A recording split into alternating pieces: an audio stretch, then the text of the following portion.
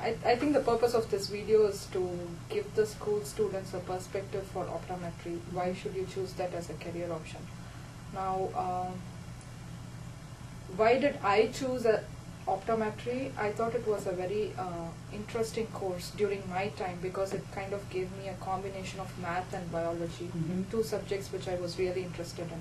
If I had to go into a proper biology side, it looked like I had to give away math.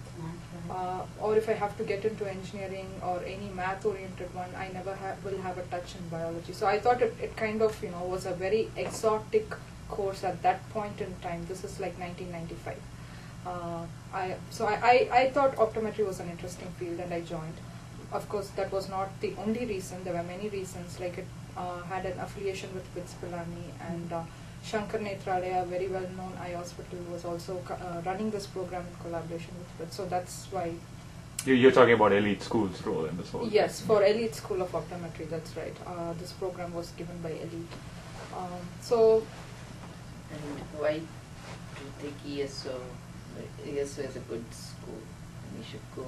I think Elite School it runs an excellent program, and it's one of the pioneers in optometry education. I think, and I think the first optometry batch came out probably in 1984. So I'm the 10th batch, and I graduated in 1994. So I know it's been there from 1984. And it's a very good program in the sense that the people who first started the program were collaborating with one of the faculties in Berkeley, Dr. Enoch. He was a professor at the College of Berkeley at that time and visited India during that period and collaborated with Shankar Nethralaya a lot. So the idea came forth of starting optometry school at that point in time. And the curriculum in Elite School of Optometry is very much, it parallels the structure and curriculum in the optometry school at Berkeley. So I think that was the first time an optometry program was a 4-year program that was well structured, had a good part of the setup that was education, we're giving you the background, and then there was another section which was clinical. And the clinical part came from Shankar Nethralaya, and that was a very popular, it was a well-known, renowned hospital in most of South Asia. So, and considering that they had a huge patient population, so the clinical and Shankar Nethralaya collaborating with Berkeley, coming up with the Elite School of Optometry, kind of gave you that beautiful structure that the foundation was excellent. And also I think we can say that with confidence because the 3 of us here have been educated in the US for our graduate course, and as a part of it we have been teaching associate at some point in time or the other. So we kind of get to know what the course is that the OD students take here, and we kind of have to help them with their lab, and we know that there are definitely parallels, and it's a good course structure. And we are able to TA great here. I think we do it with ease in that sense because our background is great. Its foundation is good.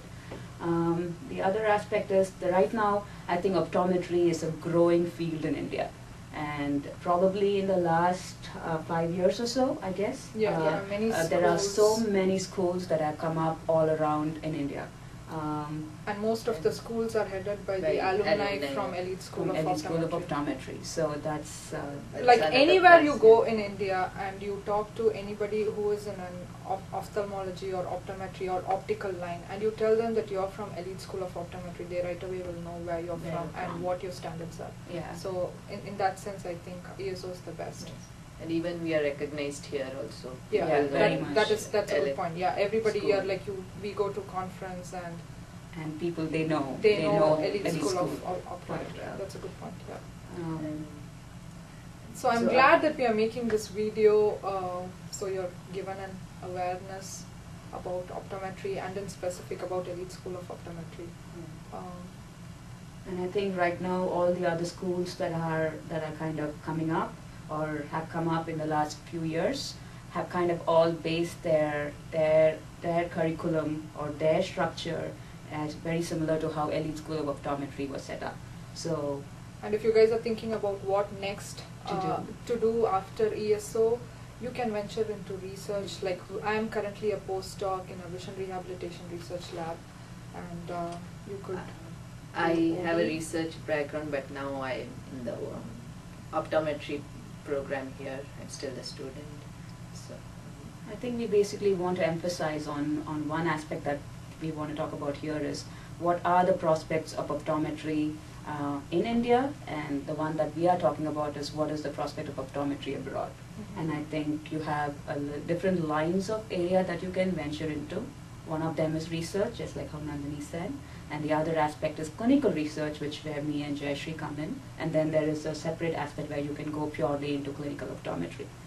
Under research, there are areas where you can go purely work in a university setup, and you can set up your own research lab, become a research faculty, or you can do clinical research and clinical research faculty of all sorts based on in any kind of optometry institute.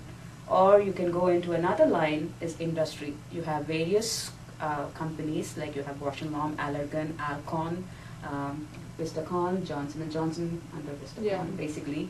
To name a few that comes to our mind. So industry is another option, and we have various of ESO alumni who are basically holding a great, like a good level scientist position at all these industries. Yeah. So they are pioneering industrial research. They are pioneering certain advancement in very unique fields of optometry, basically. And am I missing out any field? Yeah, I mean the other would be like teaching area, and get to become an assistant professor, write grants, do research, teach, and it's like very diverse. It's not just optometry. You could get, if you are even more interested in a particular area like a pharmacological area or neuroscience or genetics, you could even venture into that, having the platform of optometry as a background. So that's a very good point, because optometry doesn't limit you down your line in your future plans as to if you really want to. It gives you a baseline to go into different areas of sciences in a way. Yeah. So it doesn't limit your thing. It gives you the foundation, and then from there, in terms of research aspect, you can go into different lines of research, just like how Nandini mentioned. Yeah, so I guess good luck, and hope you choose ESO.